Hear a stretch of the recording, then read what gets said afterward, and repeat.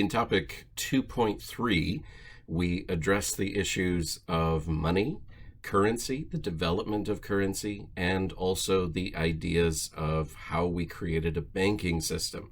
Now, these two ideas are very closely connected, particularly in the U.S. economy. Now, we started with the idea of money in general. What are the general functions that must exist with money?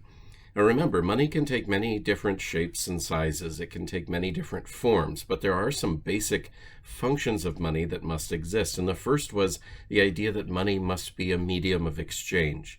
A medium of exchange means that money is something that is accepted by all parties as payment for goods or services. So if money is to be considered legitimate, it needs to be recognized by all parties present.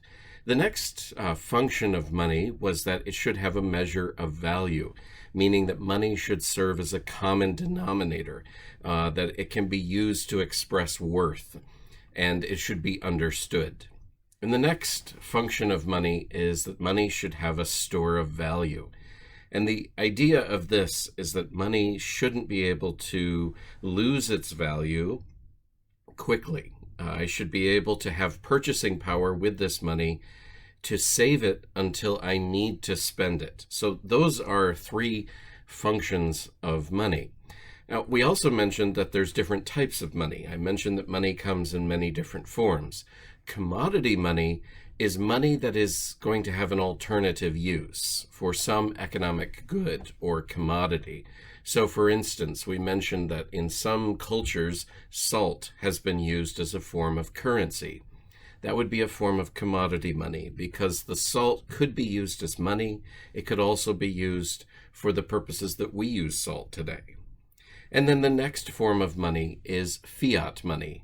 Fiat money is money that is issued by government decree. So this is money that doesn't necessarily have an alternative economic purpose. It's money that is simply serving the purpose of money. So what did money look like in colonial America? Well, it was a mix of commodity and fiat money. And not surprisingly, money in colonial America was very diverse. It was spread out. There were many different types of money that existed. An example of commodity money that existed in early Virginia, the governor actually declared that tobacco could be established as a form of currency. So tobacco was very plentiful. It was the reason for Virginia's wealth and success.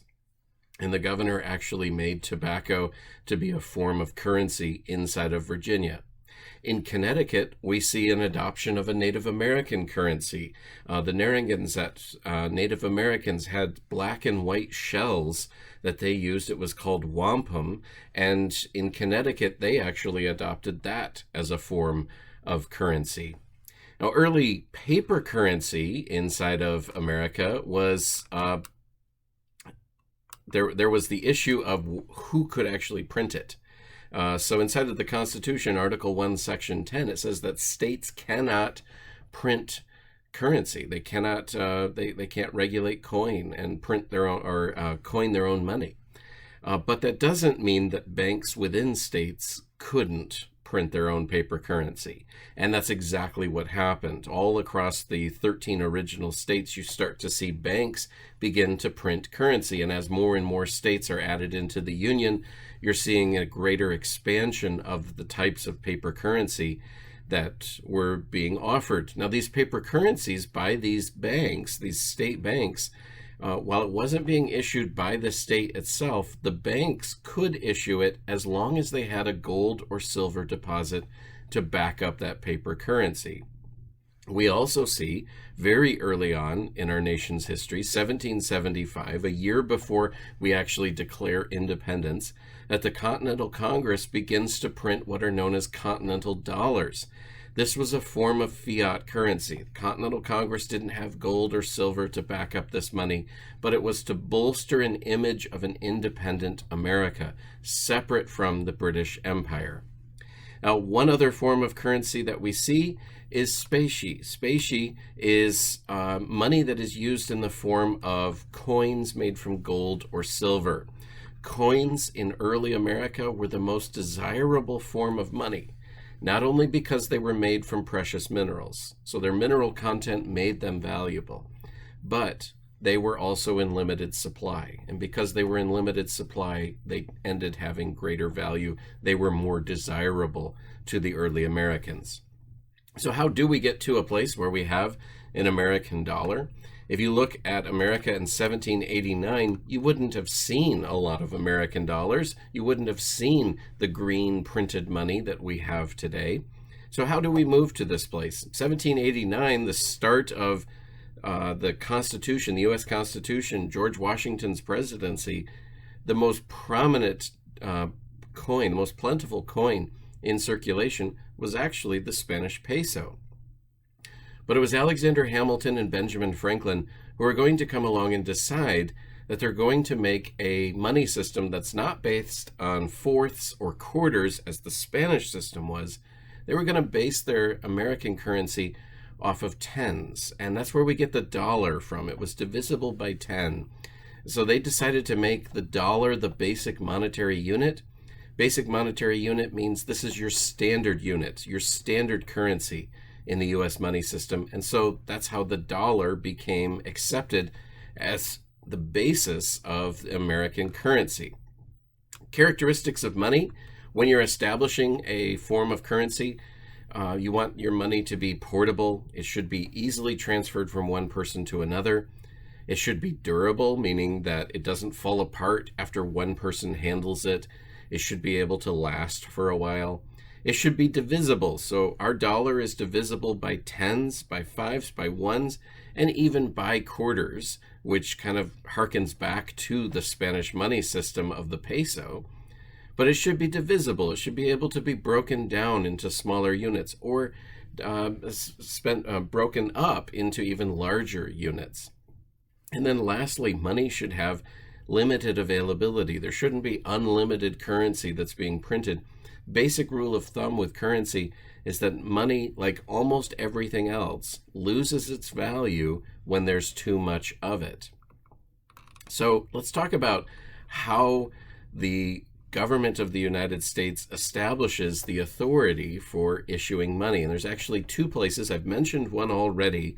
There are two places inside of the Constitution that address who has the authority to issue money. Article 1, Section 8 authorizes Congress to coin money, specifically to regulate and to coin money. But Article 1, Section 10, just two sections later, says that the states do not have the authority to coin their own money. Now that's important because we didn't want to have 13 states having 13 unique currencies that would divide them. Now we end up having a lot of currencies, but it's not currencies that are dividing them by states. And they were concerned about that. They didn't want to see states establishing themselves as unique and independent, so much so that we were basically 13 different countries. So since the Constitution does not forbid banks from issuing currency, that's who you see issuing most of the currency early on. It's not prohibited by the Constitution, so state and private banks begin issuing their own form of currency very early, as long as they had currency to back it up. There needed to be gold or silver inside of their bank to back up that currency. And people could exchange the notes that they got from the bank for gold or silver. That was the deal. If they ever lost confidence in the currency, then they would know that there was something behind that paper note. But while this practice was very common in colonial America and early America, there were banks that took advantage of this. We mentioned one of them were known as wildcat banks, banks that we would describe as fraudulent. They were perpetuating fraud on their customers. They were printing large amounts of paper currency in remote areas, so you could get lots of money, but that money didn't actually equate to much gold, and it was very difficult to redeem what you had with that paper. So you may think that this stands for a lot of gold, but in reality, you'd never be able to get the gold that's backed up by that paper, and so they were ripping the people off. Problems with early currency in America, there were three of them. The first is that there were many banks that were issuing currency in different sizes, colors, and denominations. It was hard to know which money was real. It was hard to know which money was legitimate because there were so many different types of money. There were hundreds of different forms of currency existing at the same time within single cities sometimes. The second thing, there was a temptation to issue too much currency. Now, I mentioned that earlier. There were the fraudulent banks that were just making it more difficult for people to redeem the gold or silver that was backing up the currency. And third, counterfeiting was a problem. You have so many different types of currency in many different looks and denominations and sizes. Counterfeiting is going to be rampant in this type of situation. So by the time the United States gets to the Civil War, we have 1,600 banks issuing currency across the United States. There were over 10,000 different types of paper currency that existed inside of the United States at this time. So during the Civil War, we're going to start to see the federal government begin to assume greater and greater control over the system of currency in the United States. And one way that they do this is they begin to just print currency. So in 1861, we see Congress authorizing the printing of $60 million in demand notes. And these demand notes were known as greenbacks. These were currency that were printed with green ink, similar to what we see today. And they were backed by U.S. federal bonds. They did not have gold or silver backing them. They were backed by federal bonds. They were declared legal tender, which we would refer to these greenbacks as fiat currency because it was issued by the government under government decree. And it was expected that greenbacks would be accepted in payment for debts. It was a form of legal tender. Now, the United States federal government is going to continue to expand on this. This isn't the last move that they make. But by the time we get to the end of the Civil War, the federal government in 1865 is going to begin state banks. They're going to begin forcing them to join the national banking system. And what they do is they actually place a 10% tax on all privately issued banknotes. So if banks want to continue to offer their own private forms of currency, that's fine, but they're going to be taxed at 10% on all of that currency. So this ends up shifting the money supply from privately supplied currency to publicly supplied currency. And after this, we start to see the United States moving to closer to a single form of currency. In 1900, Congress passes the Gold Standard Act. People continued to use the same greenbacks that had been issued before. They were using any of the national banknotes, any gold certificates, silver certificates, treasury coin notes. There were lots of ways that the federal government had brought currency into the market leading up to 1900 with the passage of the Gold Standard Act. But the key thing is, regardless of whether or not that money had been backed by gold before, now under the 1900 Gold Standard Act, all of that currency was backed by gold, and they could be exchanged for gold at the Treasury at any time. So this was a huge change in currency inside of the United States. They were trying to move to a single standard that everything is backed by gold inside of the United States. Now, the advantages of a gold standard are two things. First off, people feel much more secure about their money if they know it can be converted into gold. So people are going to feel confident in it, that even if they feel like the currency may not be worth as much as people are saying it is, as much as the government is saying it is, that money can be turned around and turned back into gold. So they could get something for it. And secondly, another advantage is that it's going to prevent the government from printing too much paper currency. But there are some disadvantages to the gold standard as well. First off, the gold standard is, and this is going to sound a little obvious, but based on how much gold you have. And what happens if your gold stock doesn't grow? Gold stock may not grow fast enough to support the size of your population growth inside of the country. So if you have a growing economy, but you don't have more gold, you're going to slow down the economy. Secondly, people may suddenly decide to convert their currency into gold, and you could actually drain the supply of gold that the government has. And lastly, the price of gold changes. And so if the price of gold changes dramatically, that could impact your economy. And so there's potential for problems with a gold standard. And it actually can slow down a nation's economy. And so many nations that have had a gold standard in the past have actually stepped away from it. The United States is no exception. In 1934, we stepped away from the gold standard. During the Great Depression, there were significant concerns over the solidity of banks, over the verifiable quality of our currency, and there were questions about how much gold actually existed inside of the country. 1934, Franklin Delano Roosevelt took steps to control how the currency was connected to gold. He declared a national emergency and began to seize Americans' gold under the authority of the Gold Reserve Act. Now, many Americans just held on to their gold, hid it, did not hand it over to the American government. But by the government acting in this way, attempting to seize gold back from American citizens, we are essentially moving to a fiat money system in 1934. We have a single currency issued by the Federal Reserve. So let's talk about the Federal Reserve a little bit. 1913, the Federal Reserve actually gets started. Congress creates the Federal Reserve as the nation's central bank. But here's the interesting thing. Privately owned banks actually own the Federal Reserve, because to be a bank, you buy stock in the Federal Reserve. So you buy a share of ownership inside of the Federal Reserve.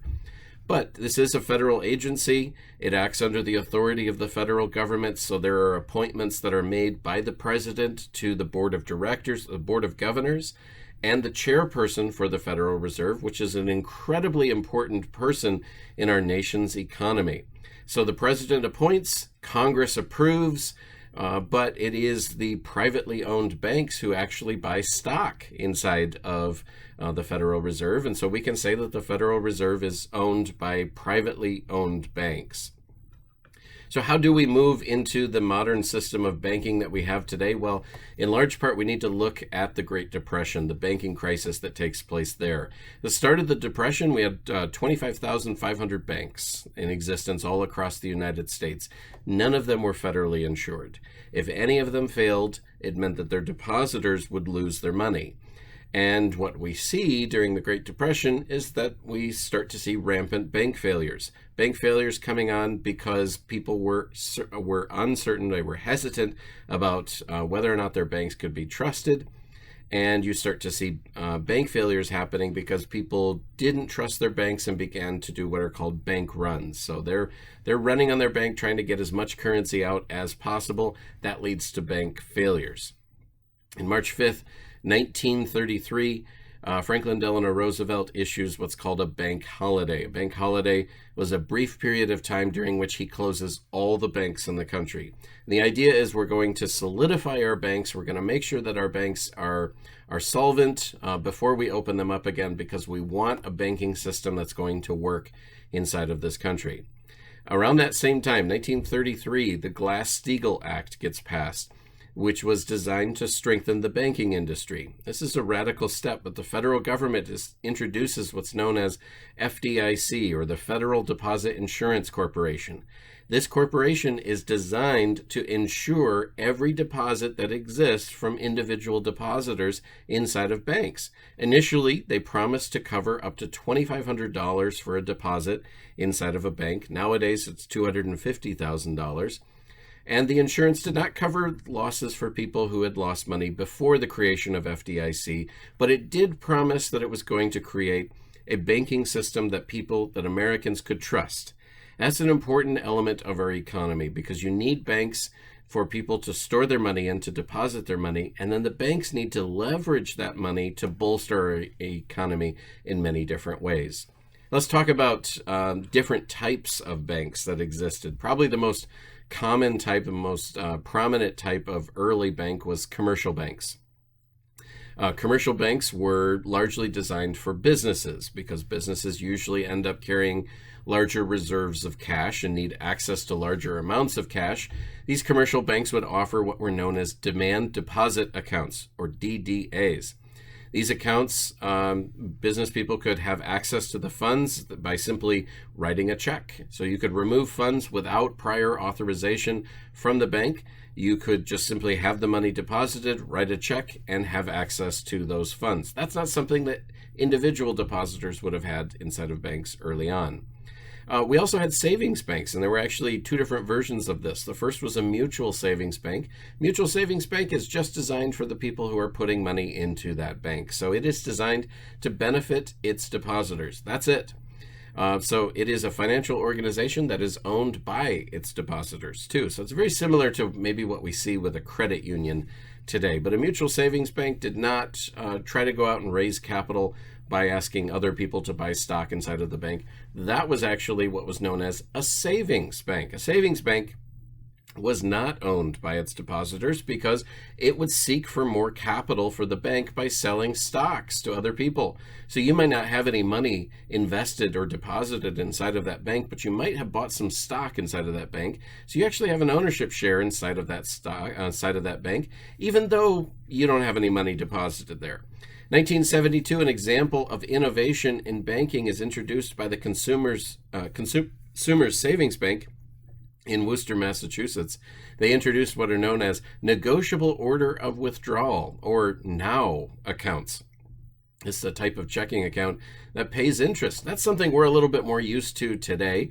We're a little bit more familiar with that idea that banks should be benefiting its depositors, not just acting not just leveraging the bank's deposits for themselves, but there should be some competition and some consumer advantage for people who put money into their banks. Another type of bank was the Savings and Loan Association. This was a depository institution that invests the majority of its funds in home mortgages.